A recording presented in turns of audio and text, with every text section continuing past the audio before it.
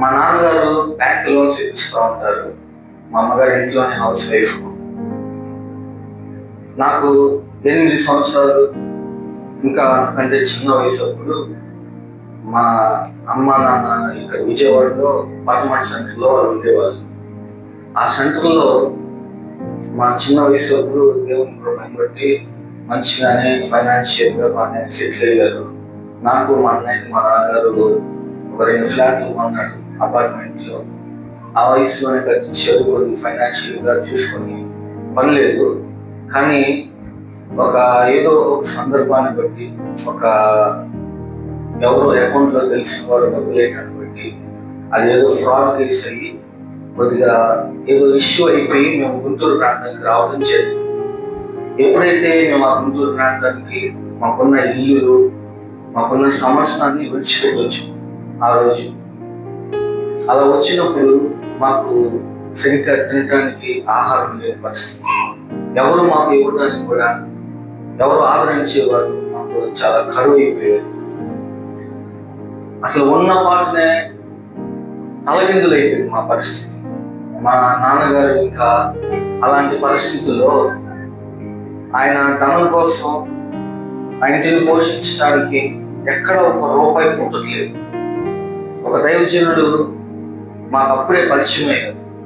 ఆ పరిచయం అయినప్పుడు వారితో సహవాసం చేస్తా, ఆయన కొద్దిగా మాకు హెల్ప్ చేస్తా, మా తాతయ్య గారు అలా హెల్ప్ చేస్తా.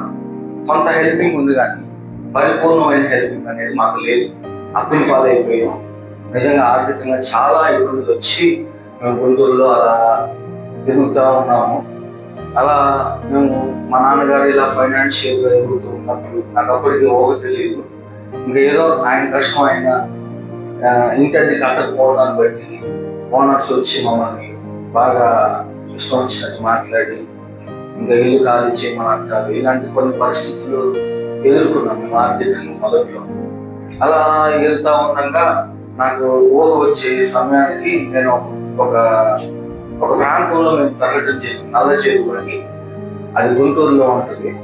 ఆ ప్రాంతంలో చిన్న పిల్లలు కూడా సిగరెట్లు తాగుతారు, చిన్నపిల్లలు కూడా గుట్కాలు వేసుకుంటారు. ఇలా చిన్న పిల్లలు కూడా మనం బెదిరిస్తాడు అన్నమాట. అంత రౌడీజంగా దొంగలు చదువు సన్య మానేసి ఏదైనా పనులకు వెళ్తానికి ఇష్టపడేవాళ్ళు కానీ చదువుకోవడానికి కూడా ఇష్టపడేవాళ్ళు అక్కడ లేరు. అలాంటి భయంకరమైన ఏరియాలో నాకు ఊహ వచ్చే టయానికి నేను అక్కడ పెరిగాను. నేను చక్కగా అప్పుడు దాకా నేను కాంగో కొట్టేవాడిని, చక్కగా పాట పాడేవాడిని, దేవుడిని స్తుతించేవాడిని. నా చిన్న వయసులోనే ఒక 50,000 మంది కూర్చున్న సభలో నేను పాట పాడటానికి ఆ చిన్న వయసులోనే దేవుడు నన్ను వాడుకున్నాడు. కానీ ఇలా ఊహ వచ్చే సమయానికి నేను ఎప్పుడైతే ఆ ప్రాంతంలో నేను పెరిగానో ఆ ఊహ వచ్చుకున్న సమయంలో నాకు తెలియకుండానే 7వ తరగతి సగం దాకా నేను బాగా చదివేవాడిని. అది మా స్కూల్లోనే 7వ తరగతిలోనే నాకు స్నేహితుడు ఉన్నాడు. ఆ అబ్బాయి స్కూల్కి వస్తాడు, ఆదివారం పూట చికెన్ షాప్కి వెళ్తాడు. ఎందుకంటే వాళ్ళు ముస్లిమ్స్ కాబట్టి వాళ్ళకు చికెన్ షాప్ అనేది ఉంది. అలా అతడు ఆదివారం పనికి వెళ్తా అతనికి సిగరెట్లు తాగడం అలవాటు.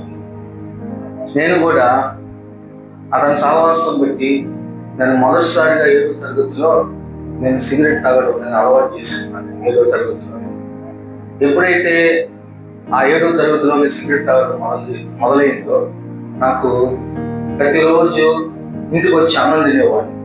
ఇంటికి వచ్చి అన్నం తినడానికి వచ్చి ఇద్దరం కూడా సైకిల్ వేసుకుని ఒక షాపులో మేము మధ్యాహ్నం తినేసి ఆ షాపులో తాగేసి ఒక స్కూల్కి వెళ్ళేవాడు, ఎవరికి తెలియదు. అలా నాకు ఇంకా అదే టైంలో ఇంకా ఫ్రెండ్షిప్ పుట్కాలు తింటాం, కైనీ ప్యాడ్ తింటాం. 7వ తరగతిలోనే నేను ఈ అలవాట్లు చేసుకున్నాను. నాకు ఇంకా అలవాట్లు అయ్యేసరికి మా ఫ్రెండ్స్ చేసి కొంతమంది రౌడీజం చేసేవాళ్ళు. వాళ్ళు బండ్లు విచ్చలవిడిగా తోలటం, వాళ్ళు ఒక హీరోయిజం లాగా ఒకరిని బెదిరిస్తే హీరో అనుకోవటం, ఒకరిని కొడితే హీరో అనుకోవటం. ఇలా వాళ్ళని చూసి నాకు తెలియకుండానే లోకానికి ఆకర్షితులైపోయాను.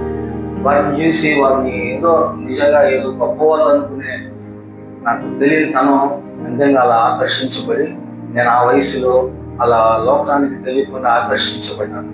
అలా వాటితో ఆ సహవాసం ఎప్పుడైతే చేయడం మొదలుపెట్టానో నాకు స్కూల్కి వెళ్ళాలనే ఆలోచన పూర్తిగా నాలో నుండి తొలగిపోయింది. చక్కగా చదువుకునేవాడిని. వినాయక చవితి వచ్చినప్పుడు వాళ్ళతో వాళ్ళతో కలిసి ఆ బొమ్మల ముందు నేను డ్యాన్స్ వేయడాలు, ఆ పలహారం కోసం ప్రతిరోజు అక్కడికి వెళ్తా ఉంటాను. ఇంకా స్కూల్ మానేసేవాడిని. స్కూల్కి అని చెప్పి అలా ట్యూషన్ కానీ అలా ఇంట్లో అలా చెప్పి నేను అలా వెళ్ళటం మానేసేవాడిని. అలా నేను 9వ తరగతి దాకా వచ్చినప్పుడు మా అమ్మగారు చెప్పాను, మీ వాడు స్కూల్కి వెళ్ళట్లేదని చెప్పి మా ఇంటి పక్కన ఒక చిన్న పిల్లవాడు మా అమ్మగారితో చెప్పాడు, అన్నయ్య ట్యూషన్కి వెళ్ళట్లేదు, నన్ను కొట్టాడని చెప్పాడు. అప్పుడు దాకా మా అమ్మకి తెలియదు నేను ఇలా స్కూల్ మానేసి ఇలా చేస్తున్నానని చెప్పి. కానీ అలా వాళ్ళు చెప్పేసరికి వాడిని మళ్ళా కొట్టాను. 9వ తరగతికి వచ్చేటప్పటికి మొదటిసారి నేను మద్యం సేవించడాన్ని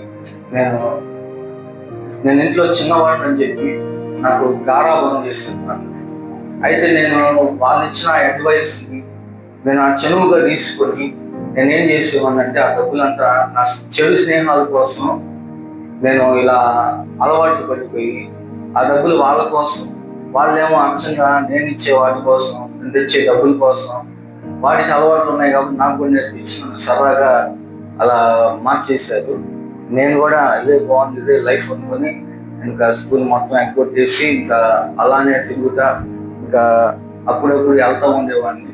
ఇంకా వెళ్ళకూడదు అని అనుకుంటా మధ్య మధ్యలో ఎప్పుడో వెళ్తా ఉంటే మా ఇంట్లో తెలిసి ఇలా మాకు తెలిసిన రియాజ్ అని ఒక ఫ్రెండ్ ఉన్నాడు. అబ్బాయి 10వ తరగతిలో నేను ఇంకా చదువు సంధ్య మానేసి తరగతులు తీసి నేను బాగా చదువుతానని అతను గుర్తించి నన్ను ఎలాగొట్టో, అరే నువ్వు ఇలా తిరగకూడదురా, నువ్వు ఎలాగొట్టో రారా, నువ్వు బాగా చదువుతారా, నువ్వు ఎందుకు రావాలి చదువుతావు అంటే ఎలాగొట్టో 10వ తరగతి జాయిన్ అయితే సరే వెళ్ళాను. సరిగ్గా నేను అందరిలాగా వెళ్ళకపోయినా నా అలవాట్ల కోసం అలా తిరుగుతా నేను ఎట్లాగొట్టో వెళ్ళి 10వ తరగతి ఎగ్జామ్స్ రాశాను. అందరూ అనుకున్నారు మా ఇంటి పక్కన వాళ్ళు, వీడు ఇలా తిరుగుతున్నాడు, ఇలా ఈ చిన్న వయసులో వీడు ఇలా తాగుతున్నాడు, అలా బండ్ల మీద తిరుగుతున్నాడు, సిగరెట్లు తాగుతున్నాడు, వీడేంటి వీళ్ళు పాస్ అవ్వడం అనుకున్నారు. కానీ నేను అలా కొట్టే ఎగ్జామ్స్ అప్పుడు ఏదో ఒక విధంగా 10వ తరగతి చదివి పాస్ అయ్యాను. నాకు అలా పాస్ అవ్వడాన్ని బట్టి నాకు ఒక కాన్ఫిడెంట్ వచ్చింది. నేను నా ఇష్టాలు ఈ అలవాట్లు కొనసాగించుకుంటూ నేను ఎగ్జామ్స్ అప్పుడు చదువుకొని నేను రాసుకోగలుగుతాను. నాకు తెలియని ఒక కాన్ఫిడెంట్ వల్ల నేను ఒక ఇంటర్మీడియట్ గవర్నమెంట్ కాలేజ్లో జాయిన్ అయ్యాను. అలా ఆ గవర్నమెంట్ కాలేజ్ ఎప్పుడైతే జాయిన్ అయ్యానో అక్కడ మన అటెండెన్స్ మేనేజ్ చేసుకోవచ్చు. లాస్ట్ కాలేజ్ అయిపోయి ఆ టైంలో డబ్బులు ఇచ్చినా అటెండెన్స్ మేనేజ్ చేస్తారు. దాన్ని బట్టి అలా మేనేజ్ చేయొచ్చులే అని చెప్పి నా అలవాటు నేను కొనసాగించుకోవచ్చు అని ఇంటర్మీడియట్ ఏసీ కాలేజ్లో జాయిన్ అయితే ఆ ఏసీ కాలేజ్లో ఇప్పుడు దాకా నాకున్న ఈ అలవాట్లలో ఒక ఎత్తి అయితే ఈ సిగరెట్ తాగింది. ఇప్పుడు దాకా స్కూలింగ్లో గుట్కాలు, కైనీ ప్యాకెట్లు, చెడు సహవాసాలు, స్కూల్ ఎగ్గొట్టి ఇప్పుడు దాకా ఇలా తిరిగాను. ఎప్పుడైతే ఇంటర్మీడియట్లోకి నేను అడుగు పెట్టానో నాకు అప్పుడు దాకా ఎన్నో అలవాట్లు ఉన్నాయి కదా, అన్ని రుచి చూశాను కదా అని మా ఇంటర్మీడియట్ కాలేజీలో ఒక కోబల్పేట అనే ఒక ఏరియా ఉంది గుంటూరులో. అక్కడ డకాటీలు ఉంటుంది. వాళ్ళు మా కాలేజీలో జాయిన్ అయ్యారు.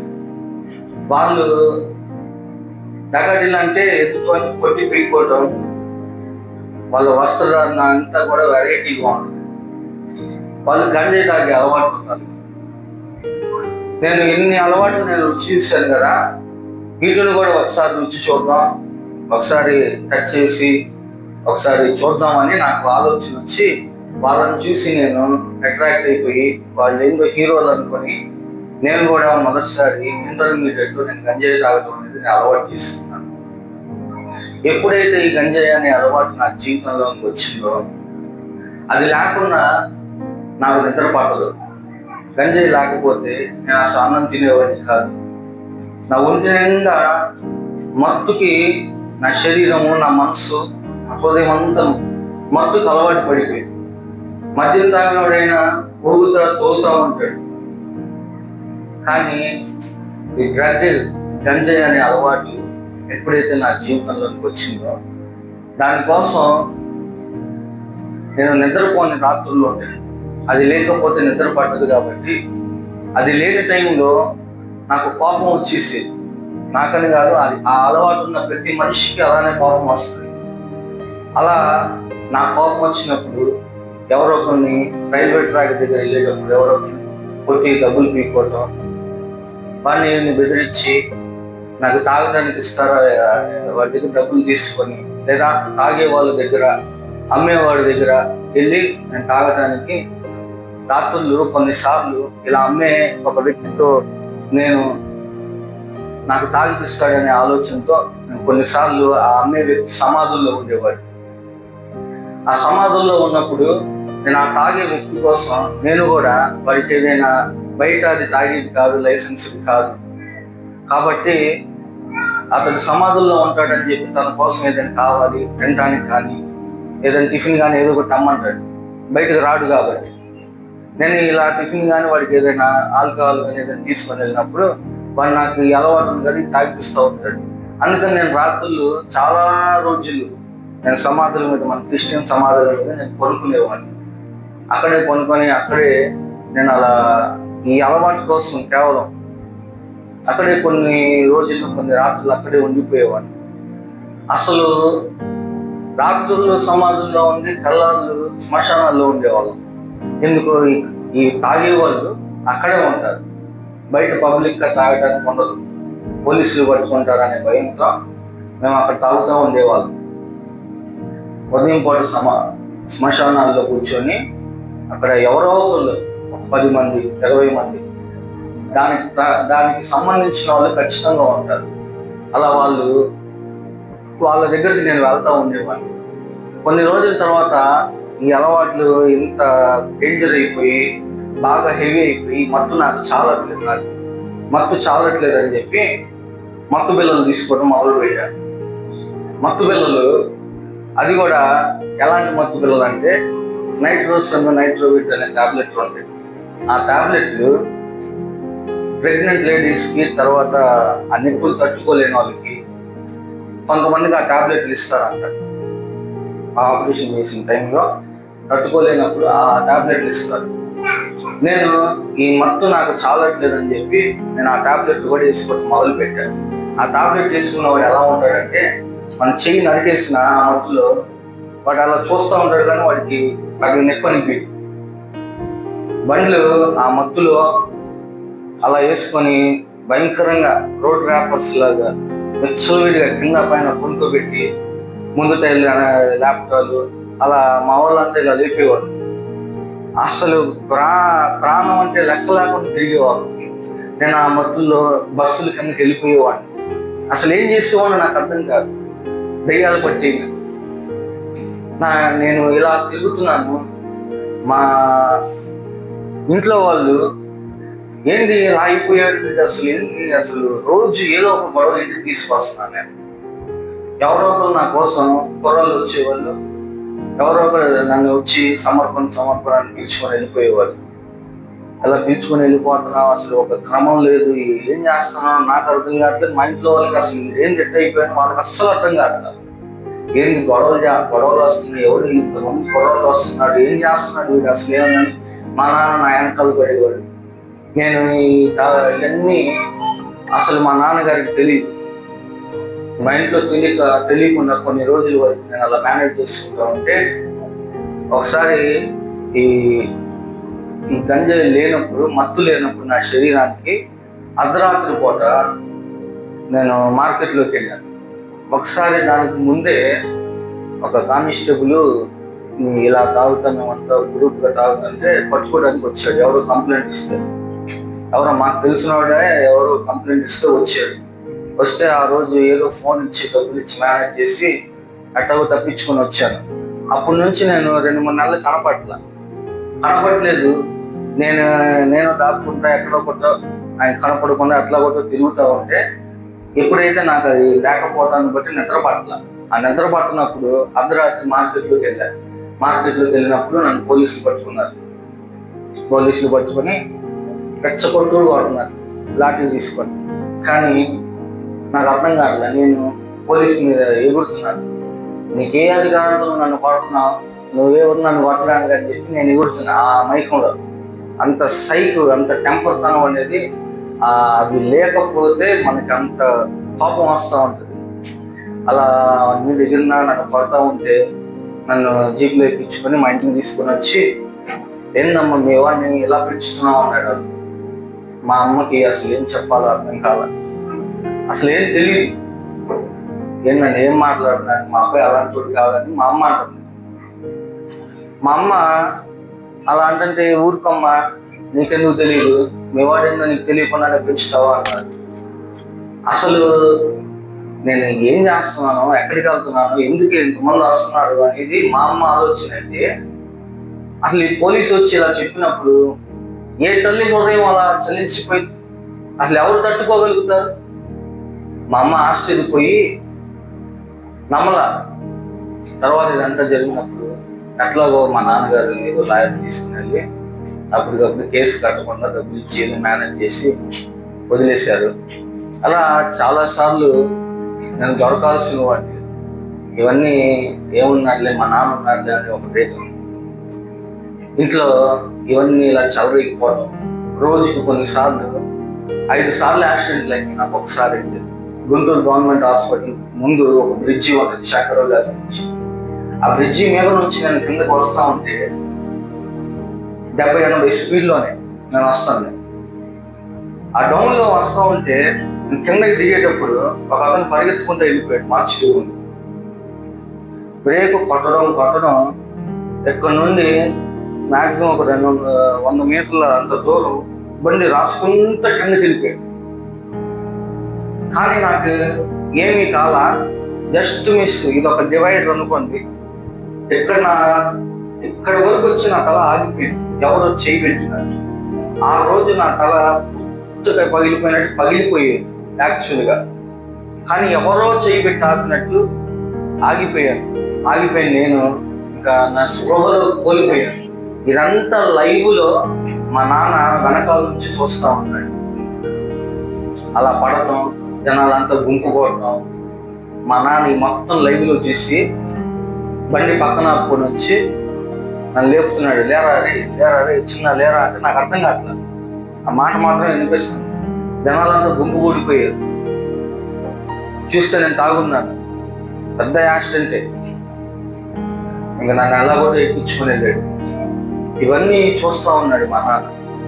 ఏంది యాక్సిడెంట్ ఏంటి, పోలీసులు రావడం ఏంటి, ఈ గొడవలు ఏంటి, వీడు ఆ గొడవలు ఏంటి, వీడు అసలు ఏం చేస్తున్నాడు అంటే, నేను గంజాయి అమ్మే వాళ్ళతో తిరిగాను కదా, నాకు కొన్ని రోజులకు ఒక ఆలోచన వచ్చి నేనే స్మగ్లర్ అయిపోయి. ఎలా అయిపోయానంటే, ఆ బెడ్లింగ్ వాటి దగ్గరికి వెళ్ళేదండి, నేనే వెళ్ళి తీసుకొని వస్తాను, తాగడానికి ఉంటుంది, ఎవరొకరికి నేను తాగిపిస్తాను, మిగిలింది అమ్ముకున్న దాంట్లో వచ్చి నాకు తాగడానికి డబ్బులు వస్తాయి, 60 అని చెప్పి అలా అమ్ముకుంటూ మద్యం సేవిస్తూ ఇవన్నీ నాతో పాటు 4-10 మందికి తాగిపించేవాడు.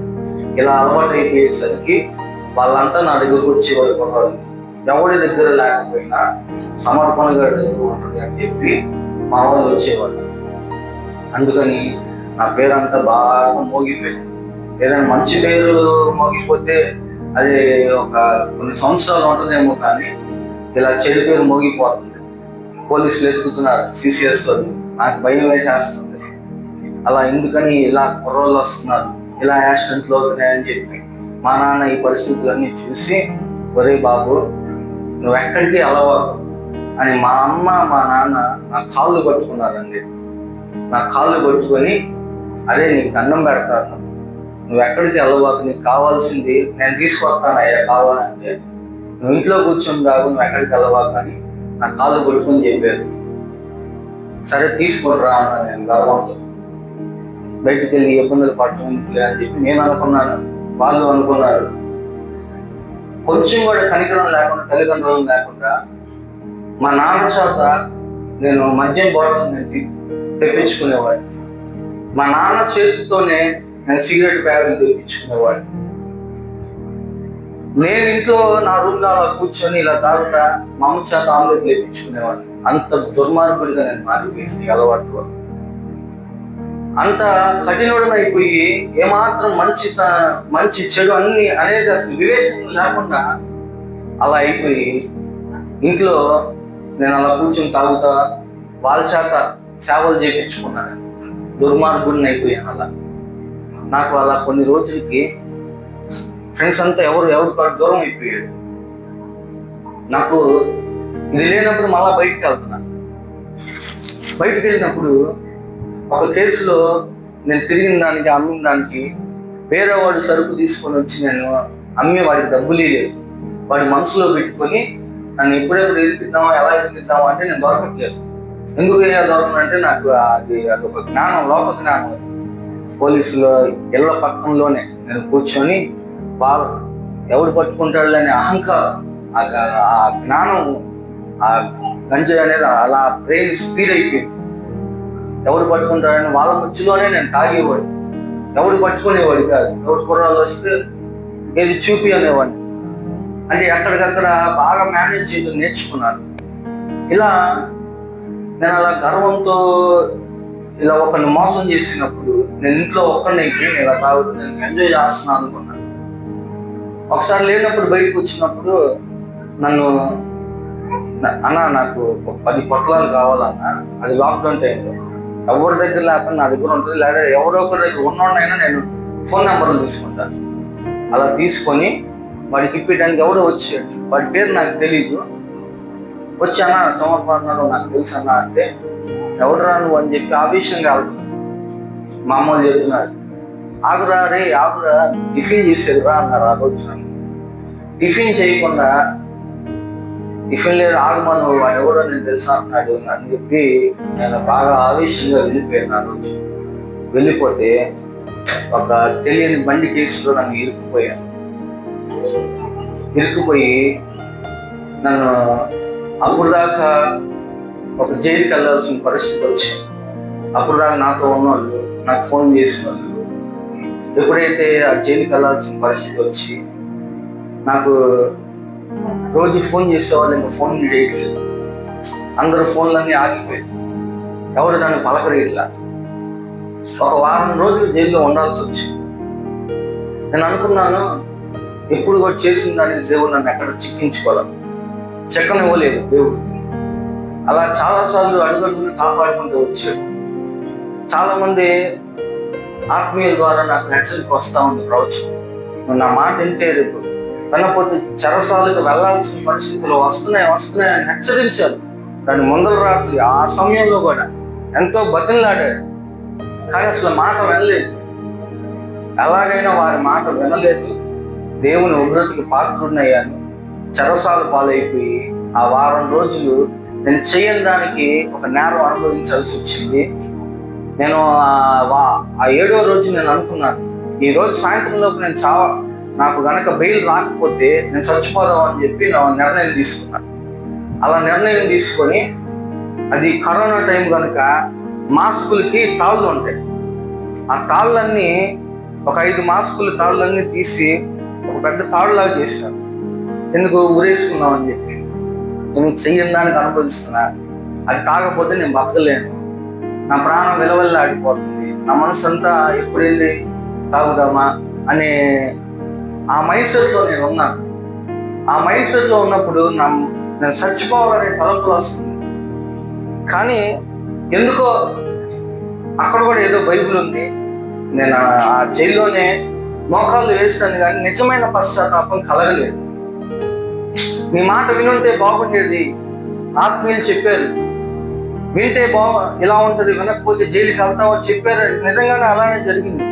నేను అనుకున్నాను దేవుడు అలాంటోడు కాదు, దేవుడు అందరిలాంటోడు కాదు, దేవుడు మంచివాడు, నన్ను అర్థం చేసుకుంటాడులే అని నేను అనుకునేవాడు. కానీ అర్థం చేసుకున్నాడు, ప్రేమించాడు. కాబట్టి అలా హెచ్చరిస్తూ ప్రతి విషయంలో గద్దిస్తూ బుద్ధి చెప్తా ఉన్నాడు. నేను విననప్పుడు ఇలా దెబ్బ కొట్టాడు. నేను ఆ రోజు చచ్చిపోదాం అనుకుని అలా డిసైడ్ చేసుకున్నాను. సాయంత్రం 6 గంటలు దాటిన తర్వాత నన్ను పిలిచారు, బెయిల్ వచ్చిందని చెప్పి. నేను చాలా సంతోషపడ్డాను. కానీ ఎప్పుడైతే మా నాన్న రాయలేదు, అంతా వచ్చి నన్ను ఇంటికి తీసుకుని వెళ్ళారు కాదు. రావటం పక్కన వాళ్ళందరికీ కరోనా వచ్చి చాలా మంది పోయారు. నాకు కూడా అటాక్ అయినట్టే ఉంది. ఇంటికి వెళ్ళగానే బాగా వీక్ అయిపోయాను. ఎందుకో మరి ఆ జైల్లో ఉన్నప్పుడు ఒకడు నాకు తెలిసినోడే నా మీదకి ఇలా పరిగెత్తుకుంటూ వచ్చాడు కొట్టడానికి వచ్చి నన్ను, నేను తెలియని కేసులో ఇరుక్కుపోయాను కదా, అయితే వాడు అలా నువ్వు నాకు తెలుసు అని నన్ను ఇంకా వేరే ఏదైనా ఇంకా కేసుల్లో నన్ను ఇరికిచ్చేస్తారేమో అని చెప్పి నేను సైలెంట్గా ఉంటే వాడు వచ్చి నన్ను కొట్టడానికి వస్తున్నాడు. కొట్టడానికి వచ్చినోడు ఇక్కడ దాకా వచ్చి వాడి నోట్లో మాట రావట్లా, ఎత్తించి అలానే ఆగిపోయింది. వాడు వెనక్కి వెళ్ళిపోతున్నాడు, ఎవరో నెత్తనట్టు. అక్కడ తప్పించబడ్డా. బయటకు వచ్చాను కదా, బాగా ఆలోచించి ఏడ్చి ఉన్నాను. ఆ నీరసం అంతా ఉంది. రావటం ఇంటి పైన పెట్టుకున్న గంజాయి పొట్లాన్ని తీసుకొని కరువు పట్టినట్టు బాగా ఎడిక్ట్ అయిపోయాను కదా, బానిస అయిపోయేసరికి అది తీసుకొని తాగుతూ ఉన్నాను. మా అమ్మోళ్ళు ఇది ఇంకా మారలేదు అంటున్నారు. వాళ్ళకి తెలియదు నా అలవాటు బానిసను అయిపోయింది. ఈ బానిస బతుకు నుంచి, ఈ చెడు స్నేహాల నుంచి నేను బయట పడలేక ఇలా ఇంట్లో ఒంటరిగా నేను ఉండి తాగుతా. ఇంకా ఎందుకు నా జీవితాన్ని పాడు చేసుకున్నాను, నా ఆరోగ్యాన్ని పాడు చేసుకున్నాను. ఒక త్రాగుబోతుని, ఒక తిరుగుబోతుని, ఇలాంటి చదువుకున్న చదువులు దేనికి ఉపయోగపడట్లా. అన్నీ ఇంత దుర్మార్గంగా నేను ప్రవర్తించాను. అయ్యగారు మొన్న నాకు ప్రార్థన చేసినప్పుడు, నువ్వు ఒకప్పుడు మోనార్కులాగా జీవించావు నువ్వు అని చెప్పి దేవుడు మాట్లాడాడు. అవునయ్య గారు నిజమే అని చెప్పి నేను నవ్వుకున్నా, కానీ నిజంగా ఇంత దుర్మార్గంగా జీవించాను. నా రూమ్లో నేను అలా తాగుతా, అలా ఉంటా. ఎందుకు నా జీవితం ఎందుకులే, నా వలన ఎక్కడున్నా కానీ మా ఇంట్లో వాళ్ళని ఖాళీ చేయించేస్తున్నాను. మీ అబ్బాయి అంటే మీరు ఉండదని మీరు వెళ్ళిపోయినారు. నా వలన అవమానం, నా వలన స్టేషన్ల చుట్టూ తిరగాల్సి వచ్చింది, నా వలన జైలు చుట్టూ తిరగాల్సి వచ్చింది. సమాజంలో వాళ్ళకి విలువ లేకుండా చేశాను. నా ఆరోగ్యాన్ని తాగి పాడు చేసుకున్నాను. భయంకరంగా తాగాను. నేను అసలు పొద్దున ఎవడైనా టీ తాగుతాడు, నేను టీ బదులు మందు తాగాను. ఉదయాన్నే లేచి పచ్చి తాగుబోతుని అయిపోయాను. ఆ బాగా మత్తుకు అలవాటు పడిపోయి అసలు అంత భయంకరంగా నా పరిస్థితి మారిపోయి, నేను ఇలా చివరిసారి ఎందుకులే నేను మారను, నేను విడిచిపెట్టలే అనుకొని నా రూమ్లో కూర్చొని నాకు కావాల్సిన మందు బాటిల్, నాకు కావాల్సిన గంజాయి, చిరాము, బాంబు బాటిల్ అన్నీ కూడా తెచ్చుకొని నా రూమ్లో పెట్టుకొని ఇంకా తాగుతా. ఇంక చచ్చిపోదాంలే ఈరోజు అనుకుంటా. నేను నా ఫోన్లో ఏదో రీల్స్ చూస్తూ ఉన్నాను. రీల్స్ చూస్తూ ఉంటే రాజమండ్రి గాన్వేశ్వరి గారు ఏదో కొంతమంది నేనున్న పరిస్థితిని గురించి సూటిగా నాతో మాట్లాడుతున్నాడు దేవుడు. ఆ రోజు నువ్వు అందరూ వదిలేశారని నువ్వు ఒంటరి అయిపోయావు, నువ్వు ఎందుకు బాధపడుతున్నావు, నీ జీవితాన్ని పాడు చేసుకొని ఎందుకు మరణించాలనుకుంటున్నావు అని చెప్పి దేవుని వాక్యం నాతో నిజంగా సూటిగా నాతో మాట్లాడాడు. ఎప్పుడైతే అలా మాట్లాడుతూ ఉన్నాడు, నేను ఆ తాగిన మైకంలోనే నా గదిలోనే నేను మోకాళ్ళు వేశాను. మోకాళ్ళు వేసి, అయ్యా అందరూ నన్ను విడిచిపెట్టి వెళ్ళిపోయారు, నా జీవితాన్ని పాడు చేసుకున్నాను. నువ్వు ఎన్నిసార్లు చెప్పినా నీ మాట విన్నా, మా అమ్మ నాన్న మాట నేను వినలేదు. నన్ను క్షమిస్తావా అయ్యా అని నేను అడిగాను. నా జీవితాన్ని మారుస్తావా అయ్యా అని చెప్పి నేను దేవుడిని అడిగాను మోకాళ్ళు వేసి. ఎప్పుడైతే మోకాళ్ళు వేసి అలా నా రెండు చేతులు ఎత్తి దేవునికి అలా అడిగినప్పుడు ఒక వెలుగు నన్ను దర్శించి, అయ్యా నేను గౌరవపాపినయ్యా, నన్ను క్షమించయ్యా, నా జీవితాన్ని మార్చయ్యా అని చెప్పి పశ్చాత్తాపపడితే పరిశుద్ధాత్మ దేవుడు నాలో భయంకరమైన ఒప్పుకోలు జరిగించాడు. 2 రోజులు దారుణంగా ఏడుస్తా ఉన్నాను. అలా భయంకరంగా ఏడుస్తా నా పాపాలన్నీ ఒప్పుకున్నానండి. ఆ రోజు నిజంగా నా ట్రాన్స్ఫర్మేషన్ డే అంటే అదే, నా జీవితాన్ని మార్పు తెచ్చిన రోజు అదే. అప్పుడు దాకా ఎంతమంది తెచ్చిన మాటలు లేదు. ఆ రోజు ప్రభు నన్ను దర్శిస్తే నా పాపములన్నీ నేను ఒప్పుకున్నాను. కానీ ఇవన్నీ విడిచిపెట్టడం నా వల్ల కావట్లేదు. ఇలా దేవుడు దర్శించాడని చెప్పి మా అమ్మలకు వచ్చి చెప్పారు. మా అమ్మ ఏముందంటే, ఆకురా నీ మాట ఎవరు నమ్ముతాడు, కాకపోతే మాట. ఎందుకంటే అన్ని సార్లు అబద్ధాలు చెప్పి వాళ్ళ దగ్గర డబ్బులు తీసుకొని వాళ్ళని మోసం చేసి నా జీవితాన్ని నేను నాశనం చేసుకున్నాను. అసలు నమ్మలేదు, నా మాట నమ్మల. నేను సరే నమ్మలేదు కదా, నాకు దేవుని వాక్యం మీద ఆసక్తి పుట్టుకొచ్చి దేవుడు ఇలా మాట్లాడేసరికి నాకు ఆయన ప్రేమ పరిశుద్ధాత్మ ద్వారా కుమ్మరిస్తాడని రోమీయులకు రాసిన పత్రికలో నిజంగా ఆ ప్రేమకు నేను ఎంతగానో ఆయన ఉంటే చాలు అనుకున్నా. నేను ఆ రోజు ఆ వెలుగు ప్రకాశమానం వలన నా పాప ఒప్పుకోలు జరిగిపోయి నాకు వాక్యం మీద ఆసక్తి పుట్టిస్తే అప్పుడే ఎవరో చెప్పారంట, మీ అబ్బాయికి దేవుని మాటలు చెప్తాము, టాబ్లెట్లు ఇస్తాము, హెల్త్ పాడైపోయింది కదా అంటే సరే అని చెప్పి వాళ్ళ ఎక్కడికో పంపించారు. అది ఏంటి అంటే అది రీహాబిలేషన్ సెంటర్. అది రీహాబిలేషన్ సెంటర్ అంటే ఇలా బానిసలు అయిపోయిన వాళ్ళకి జైలు కన్నా దారుణంగా ఉంటుంది. అక్కడ ఫుడ్ కానీ మనల్ని అలా ట్రీట్ చేస్తూ ఉంటారు, ఒక జంతువులాగా, పశువులాగా. మనల్ని భయపడడానికి ఎవడో ఒకటి కూర్చొని పెచ్చగొట్టులు కొడతా ఉంటారు. అలా 3 నెలలు అక్కడ ఉన్నాను.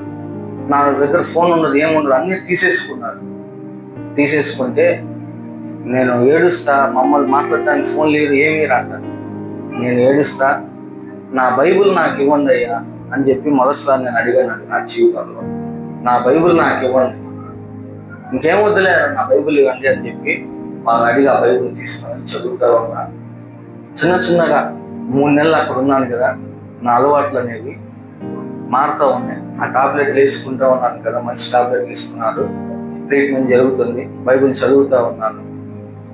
అప్పుడు కూడా నేను ఎవరో ఒకరికి నేను ప్రార్థన చేసుకుంటున్నాను, బైబిల్ చదువుకుంటున్నాను.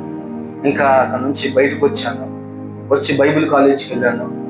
హైదరాబాద్ మండలో కూడా బిలీవర్స్ చర్చ్ తరఫున వెళ్ళాను, వేరే వాళ్ళు జాయిన్ చేస్తే.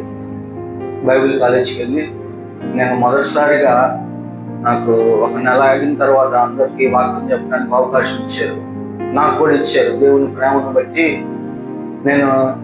నాకు అసలు ఏం అంతగా తెలియదు, ఊరకనే ఏదో 4 మొక్కలు ఆ తాగిన మైకుల్లో ఏవో విన్నయో చదివినయో పట్టుకొని ఆ రోజు అక్కడ చెప్పాను. అక్కడ వాక్యం చెప్తే వాళ్ళందరూ అన్నారు, పెద్ద పాస్టర్ గారు అనుకున్నారు. వాళ్ళంతా పెద్ద పాస్టర్ గారు కానీ ఏమీ కాదు, దేవుని ప్రేమ నేను రుచి చూశాను కాబట్టి తాగి ఉన్న స్వరం గంభీరంగా వచ్చి పెద్ద పాస్టర్ గారు అనుకున్నారు. కానీ దేవుడు కృప ఉంది, ప్రణాళిక ఉంది కాబట్టి, దేవుని ఏర్పాటులో నేను ఉన్నాను కాబట్టి ఆ రోజు నుంచి నన్ను నమ్మవాకయ్యా, అలా వాడుకుంటున్నాడు కదా, నాకు మారాలని మనసు ఆయన కలిగించాడు కదా, అయ్యా నువ్వు నన్ను ఎందుకు నమ్మావు, నేను అసలు మంచోని కాదు, నన్ను నేనే నమ్మను, ఎందుకంటే నేను బలహీనుడిని, పాపం చేయకుండా నేను ఉండలేను, నా శక్తి చేత కాదు అంటే వేరే వాళ్ళ ద్వారా చెప్తా ఉన్నాడు. నువ్వు చివరి వరకు నేను నీతో ఉంటాను, నీ పాపం చేయవు, నేను నీకు తోడుంటాను అన్నాడు. నాకు ఆ మాటలు వీటి వల్ల నాకు ఎంతో సంతోషపడిపోయి నిజంగానే 1 సంవత్సరంన్నర అక్కడే ఉన్నాను. అక్కడ కూడా ఫోన్లో ఉండవు, వారానికి ఒకసారి ఇస్తారు. అది కూడా ఏదైనా కొనుక్కోవడానికి, బట్టలు కానీ ఏదైనా స్నాక్స్ కానీ వారానికి సరిపడా కొనుక్కోవడానికి అక్కడే బైబిల్ కాలేజీలో ఉన్నాను. తరిఫీద్ అయ్యాను. చక్కగా దేవుడి ఆత్మతో నింపబడి నడిపించబడతా ఉంటే దేవుడు నా ద్వారా రోగుల్ని స్వస్థపరుస్తున్నాడు, దయ్యాలను విడిపిస్తున్నాడు. అలా దేవుడు చెప్పిన వాగ్దానాలన్నీ అలా నెరవేర్చబడతా వచ్చినాయి. మాట వింటే ఎలా ఉంటుంది అన్నాడు, అది ఎలానే ఈరోజు మీ ముందు నన్ను నిలబెట్టాడు. నిజంగా ఆ గొప్ప దేవుడు నమ్మకమైన దేవుడు అని అందరూ విడిచిపెట్టినప్పుడు, అందరూ పైరూపాన్ని చూసినప్పుడు ఆయన మాత్రం అంతరంగాన్ని చూసి నిజంగానే ఒక నాశనం అయిపోయిన వాడిని, నశించిన దాన్ని ఎప్పుడు రక్షించడానికి వచ్చాడు అని నిజంగా నా జీవితంలో ఆ వాక్యాలన్నీ నిరూపించబడ్డాయి.